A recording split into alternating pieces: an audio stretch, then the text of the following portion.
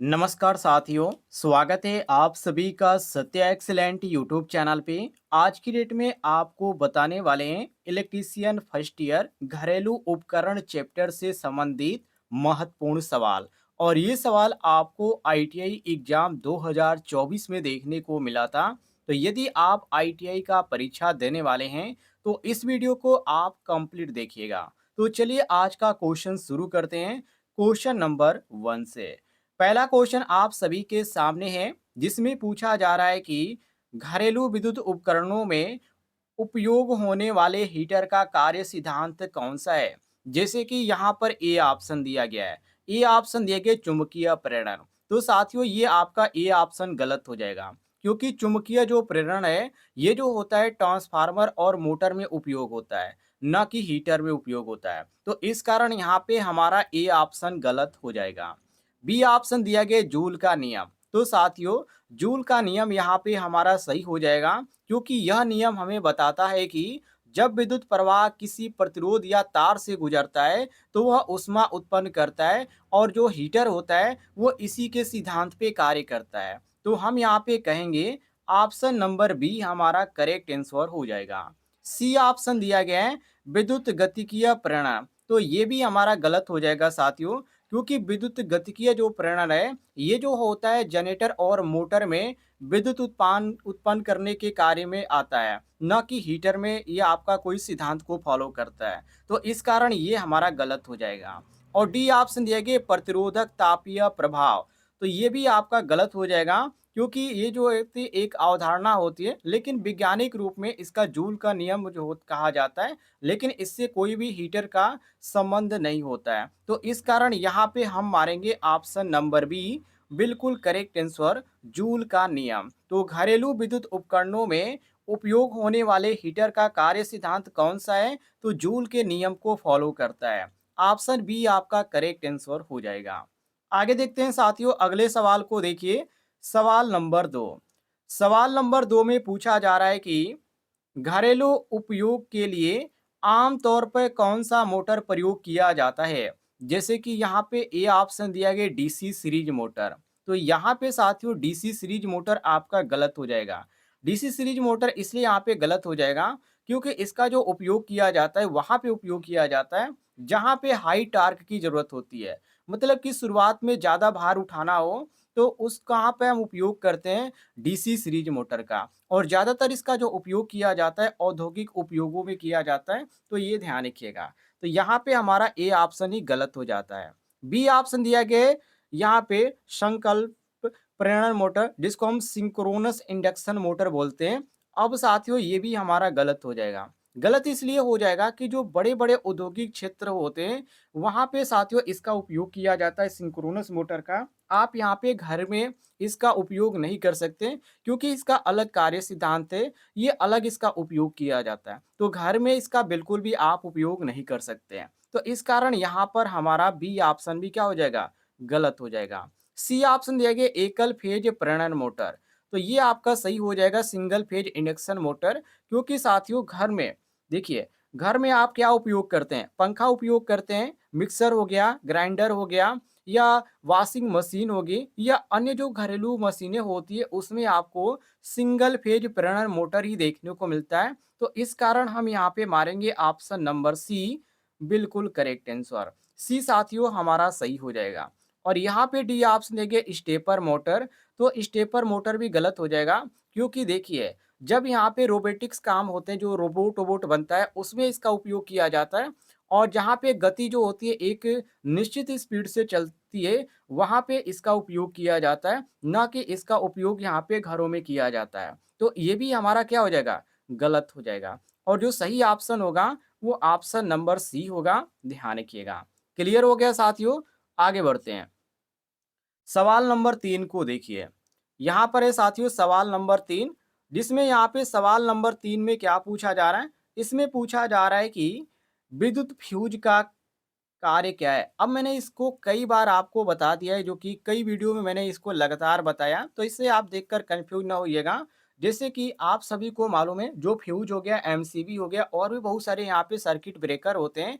तो एक तरह से वो किस काम में आते हैं? सुरक्षा के तौर में आते हैं, और यहाँ पे फ्यूज की बात किया गया है तो सर्किट में शॉर्ट सर्किट से सुरक्षा प्रदान करना वो काम होता है फ्यूज का, जो कि ऑप्शन में आपको बी ऑप्शन करेक्ट आंसर देखने को मिलता है।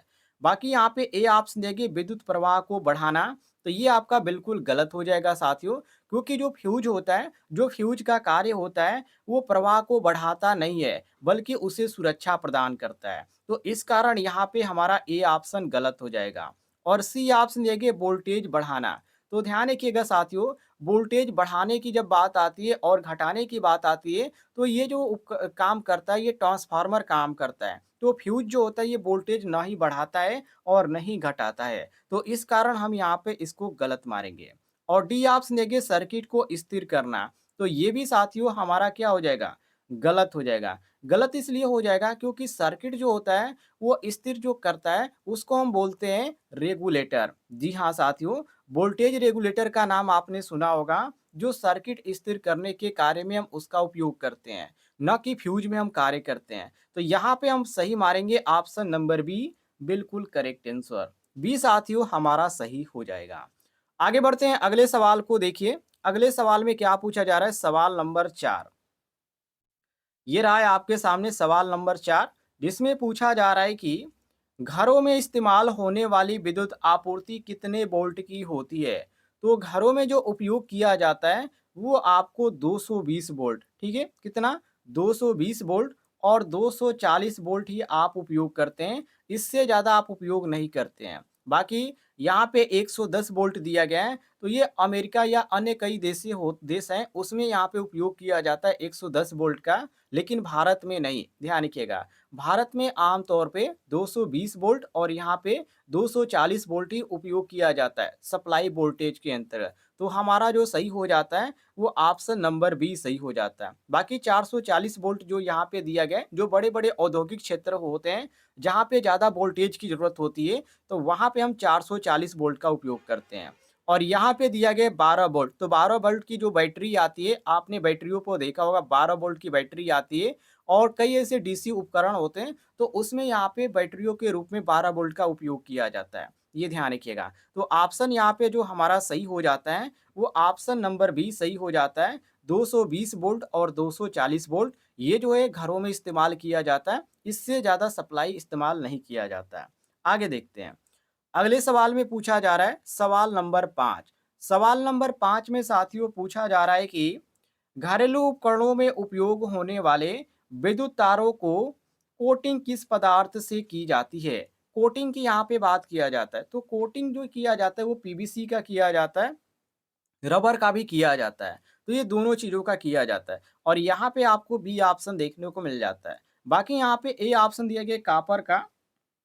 तो कॉपर जो होता है साथियों, एक तरह से ये जो होता है तार का होता है, मतलब कि कॉपर तार का आपने नाम सुना होगा। तो कॉपर तार का जो मुख्य धातु होता है, वो आपका अलग होता है, लेकिन कोटिंग से इसका कोई भी संबंध नहीं होता है, ये अलग चीज़ है। तो इस कारण यहाँ पे हम इसको गलत मारेंगे। और यहाँ पे सी ऑप्शन देंगे एल्युमिनियम। तो एल्युमिनियम जो होता है ये कंडक्टर के रूप में उपयोग किया जाता है, लेकिन कोटिंग से इसका कोई भी संबंध नहीं होता है। तो ये भी हमारा गलत हो जाएगा। और स्टील यहाँ पे दिया गया है, जो कि स्टील का जो उपयोग किया जाता है, भार सहन करने के लिए किया जाता है। बहुत ही ज़्यादा यदि भार को लोडिंग से यदि उठाना हो लोड के अंतर्गत, तो यहाँ पे हम स्टील का उपयोग करते हैं। लेकिन यदि तारों की यदि कोटिंग की बात किया जाए, तो यहाँ पे इसका बिल्कुल भी इस्तेमाल नहीं किया जाता है। तो ध्यान रखिएगा, यहाँ पे जो हमारा सही हो जाता है, वो ऑप्शन नंबर बी सही हो जाता है, रबड़ और पीसी। मतलब कि तारों की जो कोटिंग होती है, वो विद्युत इंसुलेशन के लिए हम रबर का या पीवीसी से हम कर सकते हैं, लेकिन अन्य जो यहाँ पे दिया गया है ऑप्शन कॉपर हो गया, एल्युमिनियम स्टील दिया गया है, इससे हम नहीं कर सकते। बी ऑप्शन हमारा सही हो जाएगा। क्लियर हो गया साथियों? आगे बढ़ते हैं। अगले सवाल को देखिए, अगले सवाल में क्या पूछा जा रहा है? सवाल नंबर 6।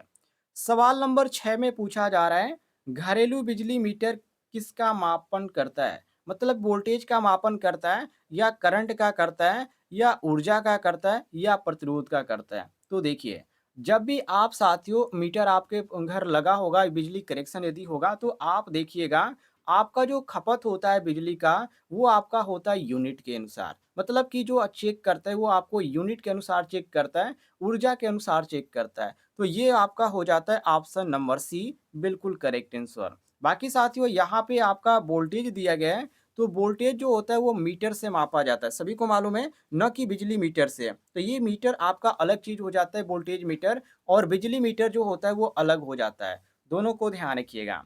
और सी ऑप्शन दिया गया करंट, तो करंट जो होता है वो एम्पियर में मापा जाता है, तो और इसे हम यहाँ पे अमीटर के भी नाम से जानते हैं, तो यहाँ पे ये आपका अलग चीज़ हो जाता है। तो वोल्टेज और करंट ये दोनों गलत हो जाता है।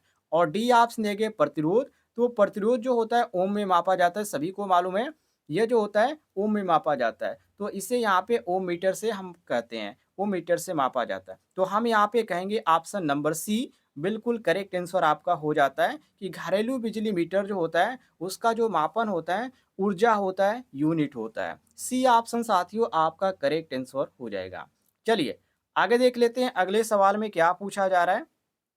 सवाल नंबर 7, जिसमें पूछा जा रहा है कि एक घरेलू इलेक्ट्रॉनिक आयरन मतलब प्रेस की बात किया जा रहा है, तो प्रेस का प्रमुख ताप उत्पादन तत्व क्या होता है? मतलब कॉपर वायर होता है, या नाइक्रोम तार होता है, या एल्युमिनियम पट्टी होती है, या स्टील प्लेट होता है? तो साथियों इसमें होता है नाइक्रोम तार। क्या होता है? नाइक्रोम तार होता है, जो कि यहाँ पे आपको बी ऑप्शन में देखने को मिलता है। देखिए, नाइक्रोम जो होता है वो कई धातुओं से होता है, जो कि एक तरह से ये उच्च प्रतिरोध वाला होता है, जो ये एक मिश्र धातु होता है जो कि उच्च प्रतिरोध वाला होता है। तो ये जो होता है वो तेजी से गर्म होता है, इसलिए जो होता है वो हीटर जो होता है उसमें हम इसको हीटर में भी उपयोग करते हैं और प्रेस में भी उपयोग करते हैं। तो ये इसमें होता है नाइक्रोम तार। आप हीटर में भी आप देखेंगे तो वहाँ पे भी नाइक्रोम तार का उपयोग किया जाता है और प्रेस में भी किया जाता है। तो ये ऊष्मा ज़्यादा देता है इसी कारण। तो हमारा यहाँ पे बी ऑप्शन बिल्कुल सही हो जाता है।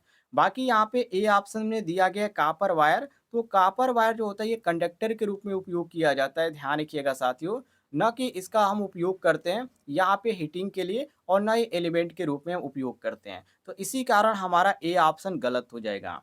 और सी ऑप्शन देंगे एल्युमिनियम पट्टी, तो एल्युमिनियम पट्टी जो होती है ये अलग चीज़ होती है, ये हीटिंग के लिए नहीं होती है, ये आपका अलग उपयोग होता है, जैसे कि गर्मी संचारित करना हो तो ये यहाँ पर हम उपयोग कर सकते हैं, लेकिन यहाँ पे हम एल्युमिनियम पट्टी का हीटर में नहीं उपयोग कर सकते, ध्यान रखिएगा।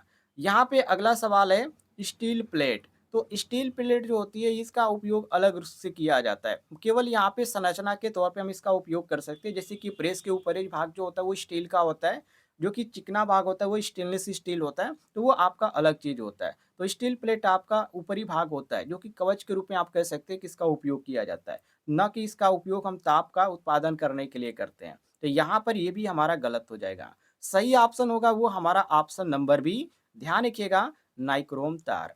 क्लियर हो गया साथियों? आगे देखते हैं। अगले सवाल में क्या पूछा जा रहा है? सवाल नंबर 8।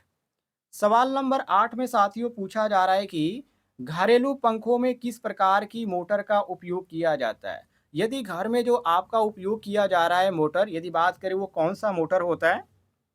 तो वो आपका होता है सिंगल फेज इंडक्शन मोटर, ध्यान रखिएगा, सिंगल फेज इंडक्शन मोटर होता है। जी हाँ साथियों, घरेलू पंखों में यही आपका उपयोग किया जाता है, जो कि एसी सप्लाई पे काम करता है। बाकी यहाँ पे आपका डीसी मोटर दिया गया है, तो डीसी मोटर जो होता है ये पंखों में आपका डीसी मोटर का उपयोग नहीं किया जाता है, ये जो किया जाता है बैटरी वाले जो होते हैं वहाँ पे इसका उपयोग किया जाता है, ये ध्यान रखिएगा। और यहाँ पे सिंक्रोनस मोटर दिया गया है, तो सिंक्रोनस मोटर जो मैंने आपको अभी पिछली क्वेश्चनों में बताया था कि बड़े-बड़े जो औद्योगिक क्षेत्र होते हैं वहाँ पे इसका उपयोग किया जाता है, जो कि सिंक्रोनस मोटर बहुत ही बड़े-बड़े होते हैं, ये छोटा नहीं होता है। तो इसका उपयोग जो होता है ज़्यादातर औद्योगिक यहाँ पे मशीनों में यहाँ पे काम में लिया जाता है। और यहाँ पे सिंगल फेज प्रेरण मोटर है, जो कि मैंने आपको अभी बताया कि घर में जो पंखे हैं उसमें इसका ज़्यादातर प्रयोग किया जाता है, जो कि एसी सप्लाई पे काम करता है। और यहाँ पे स्टेपर मोटर दिया गया है। तो स्टेपर मोटर के बारे में मैंने आपको बताया था कि ये जो जहाँ पे गति जो होती है वो समान रूप से काम करे, तो वहाँ पे हम स्टेपर मोटर का उपयोग करते हैं। हर जगह इसका उपयोग नहीं किया जाता। एक ऐसा ही ये मोटर है जिसका उपयोग हम हर जगह नहीं कर सकते, और एक सीरीज मोटर है। तो सीरीज मोटर का उपयोग आप बिल्कुल भी घरों में नहीं कर सकते, वो सबसे ज़्यादा खतरनाक मोटर होता है। ये ध्यान रखिएगा। तो फिलहाल हम क्वेश्चन के अनुसार यदि चलें तो यहाँ पे हमारा साथियों सी ऑप्शन सही हो जाता है, सिंगल फेज इंडक्शन मोटर, एकल फेज प्रेरण मोटर, आपका ऑप्शन नंबर ए बिल्कुल करेक्ट आंसर हो जाएगा। चलिए आगे देखते हैं साथियों अगले सवाल को, सवाल नंबर 9, जिसमें पूछा जा रहा है कि घरेलू विद्युत आपूर्ति में न्यूट्रल तार का संभावित वोल्टेज क्या होता है? न्यूट्रल तार की यदि बात करें कि कितने वोल्टेज यहाँ पे प्रदान करता है, तो ये वोल्टेज आपका 0 वोल्ट, जी हाँ, 0 वोल्ट प्रदान करता है, ध्यान रखिएगा। और यहाँ पे आपका 0 वोल्ट ए ऑप्शन में ही यहाँ पे दिया गया है। क्योंकि जो न्यूट्रल तार होता है साथियों, वो जो होता है, एक तरह से कहा जाए तो वोल्टेज उसका आदर्श होता है, मतलब आदर्श रूप में आपका 0 वोल्ट होता है। और यहाँ पे बी ऑप्शन दिया गया 110 वोल्ट, तो ये आपका गलत हो जाएगा, क्योंकि यहाँ पे साथियों न्यूट्रल तार तो वोल्टेज प्रदान ही नहीं करता है। तो हम यहाँ पे कह सकते हैं कि ये भी क्या है, बिल्कुल गलत है। और यहाँ पे सी भी ऑप्शन गलत है, क्योंकि यहाँ पे वोल्टेज ये नहीं देता है, तो सिंगल फेज में ये आपका क्या होता है, यहाँ पे वोल्टेज नहीं देता है। ध्यान रखिए, ये सब कुछ आपका गलत हो जाएगा। ऑप्शन नंबर ए आपका बिल्कुल करेक्ट हो जाएगा। जब भी न्यूट्रल तार में पूछा जाए कि कितना वोल्टेज होता है, तो आप कहिएगा कि वो एक तरह से आदर्श वोल्टेज प्रदान करता है, मतलब कि शून्य वोल्टेज प्रदान करता है। ऑप्शन ए आपका करेक्ट आंसर हो जाएगा। क्लियर हो गया साथियों? आगे देखते हैं। अगले सवाल में क्या पूछा जा रहा है? सवाल नंबर 10। सवाल नंबर 10 में साथियों पूछा जा रहा है कि घरेलू वायरिंग में उपयोग किए जाने वाले तार का सामान्य मानक रंग कोड क्या है? वेरी वेरी इंपॉर्टेंट क्वेश्चन है। तो कोड की यदि बात किया गया है, तो देखिए, सामान्य यदि बात करें तो एक जो सही यहाँ पे जो यहाँ पे होता है RYB होता है, रेड, येलो और ब्लैक होता है, आपको मालूम होना चाहिए। तो यहाँ पे देखिए, यहाँ पर आपका दिया गया है लाल, ठीक है, RYB, तो यहाँ पर रेड, और यहाँ पे फेज वाला काला और न्यूट्रल हरा, और यहाँ पे अर्थ। इसके बाद ये इस तरह एक सीक्वेंस होता है, मतलब एक सीक्वेंस की बात किया जा रहा है कि पहले कौन होगा, उसके बाद फेज का आएगा, इसके बाद न्यूट्रल आएगा, उसके बाद अर्थ आएगा। तो एक सही जो सीक्वेंस होता है, वो आपका यहाँ पे ए देखने को मिल रहा है। मतलब कि जो कलर कोडिंग होती है भारत में, उसका यहाँ पे मानक वायरिंग का जो कलर कोड होता है, उसका एक सीक्वेंस होता है, और इसी को यहाँ पे पूछा जा रहा है। तो एक सही जो क्रम है, वो आपका यहाँ पे ए ऑप्शन में देखने को मिल रहा है। मिला लीजिएगा, ये केवल यहाँ पे रटने वाली चीज़ है, ये याद आपका नहीं होगा। तो इसको रटने वाली चीज़ है, तो इसको आप रट लीजिएगा। आगे देख लेते हैं अगले सवाल को। सवाल नंबर 11 को, सवाल नंबर 11 में पूछा जा रहा है कि इलेक्ट्रिक केतली में पानी गर्म करने के लिए कौन सा तत्व उपयोग किया जाता है? जैसे कि यहाँ पे कॉपर वायर दिया गया है, ध्यान से देखिएगा। तो ये आपका कॉपर जो वायर है बिल्कुल गलत हो जाएगा, क्योंकि ये क्या है, एक तरह से कहा जाए तो अच्छा कंडक्टर है, लेकिन ताप उत्पन्न नहीं करता है, तो ये आपका गलत हो जाएगा। नाइक्रोम हीटिंग कॉइल, ये आपका बिल्कुल सही हो जाएगा, क्योंकि जो नाइक्रोम जो तार होता है साथियों, इससे क्या होती है, ऊष्मा उत्पन्न होती है, हीट होती है, जो कि यहाँ पे एक तरह से लाइटिंग कह सकते हैं कि लाइटिंग उत्पन्न होती है, जो कि ऊष्मा के रूप में काम करता है। तो नाइक्रोम का जो होता है, वो प्रतिरोध क्या होता है, ज़्यादा होता है, उच्च प्रतिरोध होता है। तो ये क्या होता है, ये तेज़ी से गर्म होने लगता है। और ये आपको देखने को मिलेगा, आपने हीटर उपयोग किया होगा, तो हीटर में देखिएगा जो नाइक्रोम तार उपयोग किया जाता है, उससे क्या होती है, ज़्यादा यहाँ पे ऊष्मा उत्पन्न होती है। तो ये आपका सही हो जाता है ऑप्शन बी, जो कि उसी चीज़ को यहाँ पे पूछा जा रहा है। तो आप केतली की बात करें या आप हीटर की बात करें, तो आपका नाइक्रोम ही होता है। बाकी यहाँ पे सी ऑप्शन दिए गए एल्युमिनियम प्लेट, तो ये आपकी अलग चीज़ है, ये आपका ऊष्मा उत्पन्न नहीं करती है, ध्यान रखिएगा।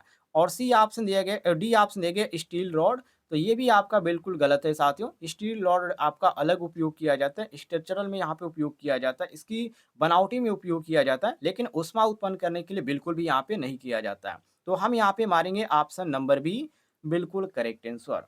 आगे बढ़ते हैं साथियों, अगले सवाल को देखिए, सवाल नंबर 12। सवाल नंबर 12 में क्या पूछा जा रहा है? इसमें पूछा जा रहा है कि घरेलू विद्युत आपूर्ति में अर्थिंग का मुख्य उद्देश्य क्या है? देखिए, अर्थिंग किस लिए किया जाता है? उद्देश्य का मतलब यहाँ पे ये पूछा जा रहा है कि जो विद्युत आपूर्ति है, उसमें अर्थ किया जाता है, लेकिन अर्थ करने का उद्देश्य क्या होता है? क्यों किया जाता है? क्वेश्चन पूछने का मतलब यह है। तो करंट लीक हो, और उस करंट लीक हो से सुरक्षा जो प्रदान करें, वो हमारा अर्थिंग होता है। तो इसी को हम बोलते हैं अर्थिंग। जी हाँ साथियों, देखिए, अर्थिंग जो होता है, वो करंट को जमीन की ओर बहाकर क्या करता है, झटके से बचाता है। मतलब कि कोई भी व्यक्ति यदि इस विद्युत के संपर्क में आता है, तो वो जो करंट होता है, वो सीधे क्या करता है, जमीन में प्रवाहित करता है, जिससे यहाँ पे झटके लगने की जो संभावना होती है, जो ज़्यादा यहाँ पे जोखिम होने की संभावना होती है, वो कम हो जाती है। तो ये अर्थिंग का सबसे बड़ा फायदा होता है, ये ध्यान रखिएगा। और यहाँ पे जो आपका सही ऑप्शन में दिया गया है, वो ऑप्शन नंबर सी दिया गया है कि करंट लीक होने पर सुरक्षा प्रदान करता है। बिल्कुल सही है, सी ऑप्शन आपका बिल्कुल करेक्ट आंसर हो जाएगा। बाकी यहाँ पे दिया गया है कि बिजली बचाना तो देखिए अर्थिंग करने से बिजली बचती नहीं है, ध्यान रखिएगा। मतलब कि अर्थिंग का उपयोग आप बिजली बचाने के लिए यहाँ पे नहीं कर सकते हैं, ऐसा आप कह सकते हैं। तो यहाँ पे आपका गलत हो जाता है। और बी ऑप्शन देंगे कि सर्किट को चालू करना, तो सर्किट को चालू करने के लिए यहाँ पे अलग चीज़ होती है।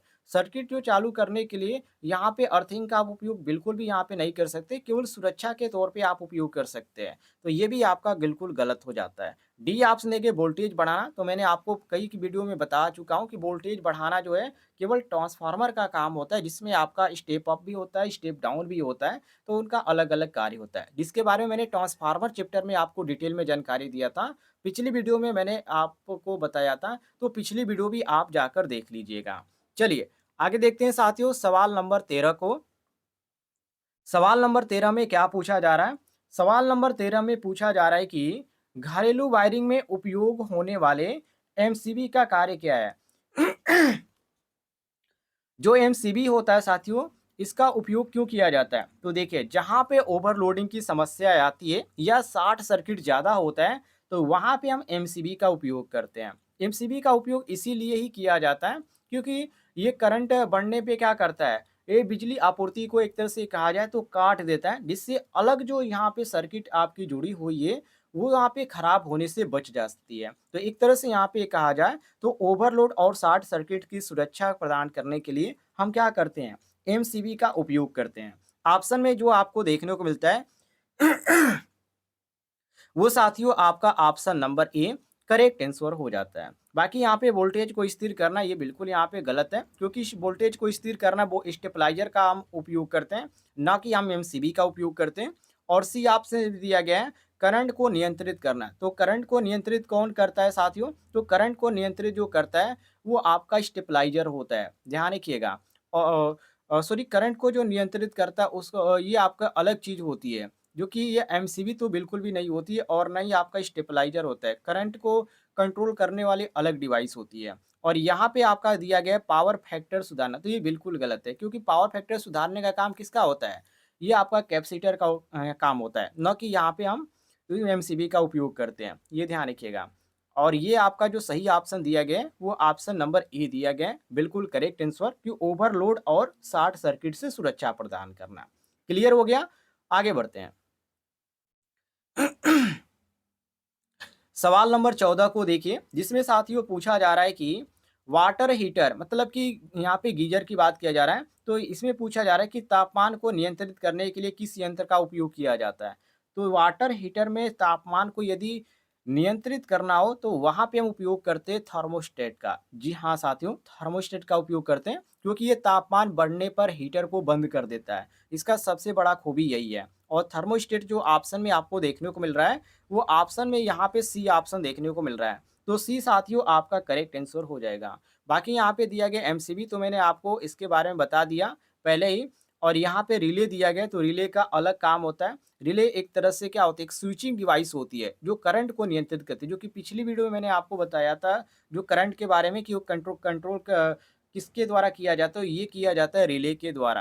क्लियर है साथियों? वहाँ पे मैं कंफ्यूज हो गया था। और यहाँ पे देखिए ट्रांसफार्मर दिया गया है, तो ट्रांसफार्मर का अलग काम होता है, जो कि कई बार मैंने बता दिया है। और यहाँ पे जो आपका सही हो जाता है ऑप्शन सी करेक्ट आंसर हो जाता है थर्मोस्टेट, ध्यान रखिएगा। चलिए आगे देख लेते हैं अगले सवाल को। सवाल नंबर 15 है, जिसमें साथियों पूछा जा रहा है कि घरेलू वायरिंग में किस प्रकार का तार सबसे ज़्यादा उपयोग किया जाता है? एल्युमिनियम का, कॉपर तार का, या स्टील तार का, या सिल्वर तार का? तो देखिए, घरों में साथियों जो वायरिंग होती है, यदि ज़्यादातर माने वो भी इलेक्ट्रीशियन के अनुसार, तो यहाँ पे कॉपर का उपयोग किया जाता है। एल्युमिनियम का ज़्यादातर आपको देखने को नहीं मिलेगा, क्योंकि यहाँ पे इसकी अलग ही समस्या होती है। हाँ, जो एल्युमिनियम होता है वो हल्का तो होता है, बिल्कुल सही बात है, लेकिन प्रतिरोध जो छाने की क्षमता होती है, ये काफ़ी कम होती है, जिसके कारण एल्युमिनियम तार का उपयोग उतना नहीं किया जाता है। और वहीं यदि बात करें कॉपर की, तो कॉपर वायर का इसका उपयोग ज़्यादातर किया जाता है, क्योंकि ये एक बेहतर चालक माना जाता है और यहाँ पे इसमें कम गर्मी भी उत्पन्न होती है। तो इसका यहाँ पे घरों में उपयोग ज़्यादा किया जाता है। बी ऑप्शन आपका सही हो जाएगा। स्टील तार आपका अलग होता है, इसका उपयोग यहाँ पे घरों में आप नहीं कर सकते, क्योंकि साथियों इसमें जो जो संरचनात्मक इसमें जो होता है, जो संरचना जो इसकी होती है वो अलग होती है और यहाँ पे जंग लगने की ज़्यादातर यहाँ पे समस्या होती है। तो यहाँ पे नमी में कारण यहाँ पे क्या किया जाता है, स्टील का हम उपयोग नहीं कर सकते। और यहाँ पे डी ऑप्शन दिया गया सिल्वर तार का। तो यहाँ पे सिल्वर तार सबसे अच्छा कंडक्टर होता है, लेकिन आप सिल्वर खरीद तो नहीं पाएँगे क्योंकि ये काफ़ी महँगा होता है और महँगा होने के ही कारण हम इसका उपयोग में नहीं लेते। सिल्वर यहाँ पे चाँदी की बात किया जा रहा है, तो इसका हम यहाँ पे कह सकते हैं कि बढ़िया कंडक्टर है, लेकिन हम इस ये ज़्यादा महँगा है, लेकिन इसी कारण हम क्या कर सकते हैं, इसका उपयोग नहीं कर सकते हैं। तो सही जो ऑप्शन हो जाएगा वो आपका ऑप्शन नंबर बी हो जाएगा, कॉपर तार, ध्यान रखिएगा। चलिए, आगे देख लेते हैं अगले सवाल को। अगले सवाल में पूछा क्या जा रहा है, अगले सवाल में ये पूछा जा रहा है कि यदि किसी इलेक्ट्रिक प्रेस आयरन का हीटिंग एलिमेंट खराब हो जाए तो वो कैसा लक्षण दिखाएगा। मान लीजिए आपके पास प्रेस है, ठीक है, और प्रेस का जो हीटिंग करने वाला एलिमेंट है खराब हो जाता है, वो हीट नहीं करता है, तो उसका कारण क्या होगा। तो देखिए, पहले तो वो ठंडा रहेगा और दूसरी बात कि वो काम नहीं करेगा। जब आप उसको ओपन करेंगे, उसमें आप सप्लाई देंगे, फिर भी वो क्या करेगा, वो हीट नहीं होगा, वो ठंडा ही रहेगा और ठंडा ही रहेगा तो आप प्रेस में काम में नहीं ले सकते।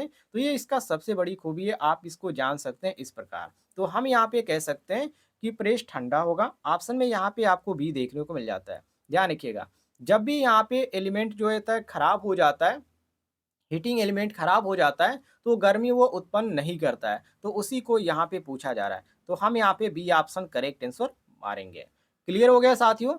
आगे देखते हैं अगले सवाल को, सवाल नंबर 17 को। ये रहा आपके सामने सवाल नंबर 17, जिसमें पूछा जा रहा है कि घरेलू विद्युत आपूर्ति में सिंगल फेज मोटर को चालू करने के लिए कौन सा स्टार्टिंग यंत्र उपयोग किया जाता है। तो सिंगल फेज की बात किया जा रहा है, वो भी स्टार्ट करने के लिए, तो हम इसमें उपयोग करते हैं स्टार्टिंग कैपेसिटर का। जी हाँ साथियों, स्टार्टिंग कैपेसिटर जो कि ऑप्शन में ए देखने को मिल रहा है, स्टार्टिंग कैपेसिटर में वो भी ध्यान रखिएगा, केवल सिंगल फेज मोटर को शुरू करने के लिए इसका उपयोग किया जाता है। और यहाँ पे दिया गया ट्रांसफार्मर, तो ये वोल्टेज बढ़ाने घटाने के लिए किया जाता है, ना कि मोटर को स्टार्ट करने के लिए। तो ये आपका बिल्कुल गलत हो जाता है। बाकी डायोड है, तो डायोड जो होता है वो इसका अलग ही काम होता है, क्योंकि ये डायोड जो होता है ये डीसी करंट के लिए उपयोग किया जाता है, तो एसी मोटर के लिए नहीं किया जाता है, तो इसके कोई भी संबंध ही नहीं है। तो इस कारण ये भी हमारा गलत हो जाता है। और यहाँ पे एमसीबी दिया गया है, तो यहाँ पे इसका अलग ही एक तरह से काम करता है, क्योंकि एक तरह से यहाँ पे एमसीबी सुरक्षा के तौर पे काम किया जाता है। तो स्टार्टिंग और एंडिंग से कोई मतलब नहीं है इसका, तो हम यहाँ पे इसको भी गलत मारेंगे। जो सही हो जाएगा वो हमारा option number A correct answer हो जाएगा। आगे बढ़ते हैं साथियों, सवाल नंबर 18 को देखिए, जिसमें पूछा जा रहा है कि यदि किसी उपकरण में अर्थिंग सही से न हो तो क्या हो सकता है। यदि कोई भी उपकरण है आपके पास, यदि आपने उसमें मान लीजिए अर्थिंग का उपयोग किया ही नहीं है, तो आपको यहाँ पे सबसे ज़्यादा परेशानी क्या देखने को मिलेगी कि यदि करंट लगता है, तो सबसे बड़ा खतरा यहाँ पे बढ़ जाएगा। क्योंकि यहाँ पे जो है अर्थिंग आपने नहीं लगाया है, तो अर्थिंग यहाँ पे किस लिए लगाया जाता है? तो अर्थिंग इसलिए यहाँ पे लगाया जाता है कि करंट जब भी लीकेज हो, तो यहाँ पे झटका लगे, तो यहाँ पे आप उससे क्या सके, बच सके। तो यहाँ पे एक तरह से कहा जाता है कि यदि आप अर्थिंग का उपयोग नहीं करते हैं, तो करंट लगने का खतरा बढ़ जाता है। ये आपका ऑप्शन नंबर बी बिल्कुल करेक्ट आंसर हो जाता है। और यहाँ पे दिया गया है कि उपकरण जल्दी खराब हो जाएगा, तो ये बिल्कुल गलत है, क्योंकि अर्थिंग यदि खराब हो जाता है तो ये सीधे यहाँ पे खराब नहीं होता है। ये एक तरह से क्या करता है, यहाँ पे जब खराब होगा तो आपको पता चल जाएगा एक तरह से। तो यहाँ पे हम कह सकते हैं ऑप्शन बी बिल्कुल करेक्ट आंसर है। तो यहाँ पे ध्यान रखिएगा। आगे देखते हैं साथियों अगले सवाल को, सवाल नंबर 19 को, जिसमें पूछा जा रहा है कि घरेलू विद्युत मीटर में बिजली की खपत की इकाई में मापा जाता है। मतलब किस इकाई में मापा जाता है घरेलू विद्युत मीटर में बिजली की जो खपत हो रही है। तो देखिए, इसको जो मापा जाता है साथियों, ये मापा जाता है केवल केवल किलोवाट घंटा में। किलोवाट घंटा का कहने का मतलब ये है कि डब्ल्यूएच में यहाँ पे मापा जाता है, ये ध्यान रखिएगा, जिसको हम किलोवाट घंटा बोलते हैं। बाकी यहाँ पे दिया गया है केवल किलोवाट, तो किलोवाट जो यहाँ पे दिया गया है ये आपका अलग होता है। जब भी पावर की बात की जाती है तो वहाँ पे हम किलोवाट का केवल उपयोग करते हैं, ध्यान रखिएगा। बाकी यहाँ पे किलोवाट घंटा जो कि मैंने आपको अभी बता ही दिया कि बिजली मीटर जो ऊर्जा खपत होती है उसको हम केडब्ल्यूएच में अर्थात किलोवाट घंटा में मापते हैं। तो ये आपका सही हो जाता है क्वेश्चन के अनुसार। बाकी यहाँ पे सी ऑप्शन देंगे वोल्ट एम्पियर, तो वोल्ट एम्पियर आपका अलग चीज़ है। ये आपका एक तरह से कहा जाए तो एक तरह से ऑपरेट पावर की इकाई होती है, वोल्टेज एम्पियर, तो ऊर्जा खपत की ये बिल्कुल भी नहीं होती है, तो इस कारण ये भी हमारा गलत हो जाता है। और एम्पियर यहाँ पे घंटा दिया गया, तो बैटरी की जो क्षमता होती है उसको मापने के लिए हम एम्पियर घंटा का उपयोग करते हैं, तो मीटर से ये कोई भी संबंध नहीं रखता है ये। तो हम यहाँ पे केवल मारेंगे ऑप्शन नंबर बी, बिल्कुल करेक्ट आंसर। आगे देखते हैं साथियों, सवाल नंबर 20 को देखिए। ये भी क्वेश्चन कई बार एग्जाम में पूछा गया है, जिसमें पूछा जा रहा है कि बिजली के झटके से बचने के लिए किस सुरक्षा यंत्र का उपयोग किया जाता है। बहुत सारे यहाँ पे ऑप्शन आपको देंगे, बहुत सारे ऑप्शन आपको कंफ्यूज करने के लिए भी यहाँ पे दिए गए हैं, लेकिन यहाँ पे हम बात करें झटके से बचने के लिए, तो वहाँ पे हम RCCB का उपयोग करेंगे। जी हाँ साथियों, RCCB का हम उपयोग करेंगे, ध्यान रखिएगा। ये इसका उपयोग करने से ये फायदा होता है कि जो करंट लीकेज होता है उसको ये पहचान कर बिजली आपूर्ति से रोकता है। तो इससे यहाँ पे सबसे बड़ा यहाँ पे सावधानी होती है। तो एक तरह से यहाँ पे हम मारेंगे RCCB, ध्यान रखिएगा। और एक चीज़ और मैं आपसे और भी पूछूँगा, आप सभी लोग कमेंट बॉक्स में ज़रूर बताइएगा यहाँ पे कि RCCB का पूरा नाम क्या होता है? सभी लोग कमेंट बॉक्स में बताइएगा। और यदि आपको जानकारी नहीं होगी तो अगले वीडियो का इंतज़ार कीजिएगा, उसमें आपको जानकारी मैं ज़रूर दूँगा और इसके बारे में डिटेल में आपको जानकारी दूँगा। यदि आपको जानकारी पसंद आती है तो वीडियो पर एक लाइक ज़रूर कीजिएगा।